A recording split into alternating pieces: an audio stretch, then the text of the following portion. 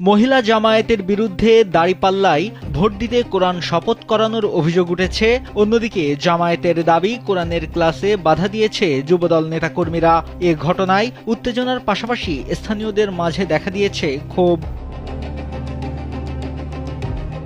জানা যায়, স্থানীয় জামায়াত নেতা কাশেম মিয়ার বাসায় মহিলা জামায়াতের নেতাকর্মীরা জড়ো হন। তারা আশপাশের কিছু নারীকে কোরআনের ক্লাসে ডেকে আনেন।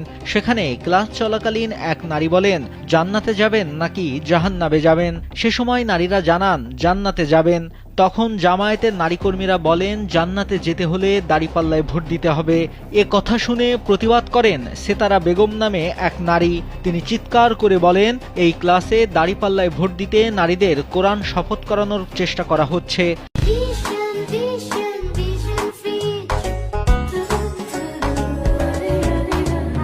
এতে হট্টগোল বাঁধলে খবর পেয়ে স্থানীয় যুবদলের আহ্বায়ক ইকবাল হোসেন সহ কয়েকজন নেতাকর্মী ঘটনাস্থলে আসেন। প্রথমে তারা কোরআনের কিছু সূরা কেরাত বলিয়া পরে আমাদেরকে বলতেছে জান্নাতে যাবেন না জাহান্নামে যাবেন। আমরা বলতেছি জান্নাতে যাব।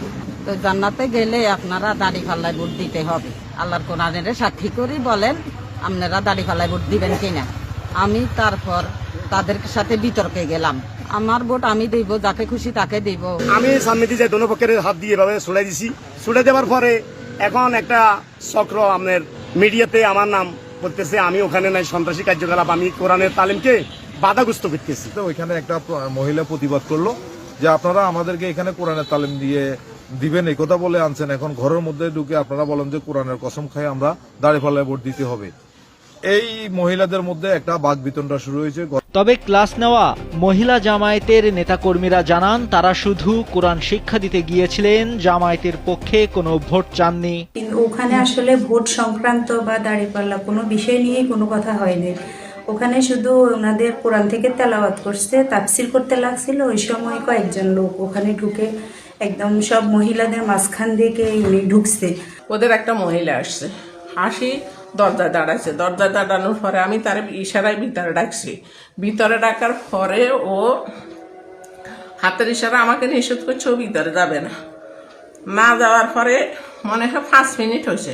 5 মিনিট পরেই ওরা পুরুষেরা আসি সরাসরি ভিতরে ঢুকে গেছে আমাদের মহিলাদের মাঝে। আমরা কোরআনের শপথ বা দাঁড়িপাল্লার ভোট বা কিছু এই ধরনের কথাই আমাদের আসে নাই। তখন কোরআনের আয়াত দিয়ে আপনি দেখেন, আমার আয়াত এখানে আমার হাতে আছে। এটা বলার পর বলে যে না, এখানে তালিম করেন, এগুলা সব বুয়া। এটা বলার পর বলে যে এই ঘরেও তো অশান্তি সৃষ্টি হয়েছে, এই ঘরেও 30 বছর স্বামী স্ত্রীর মিল নেই, এখানে আপনারা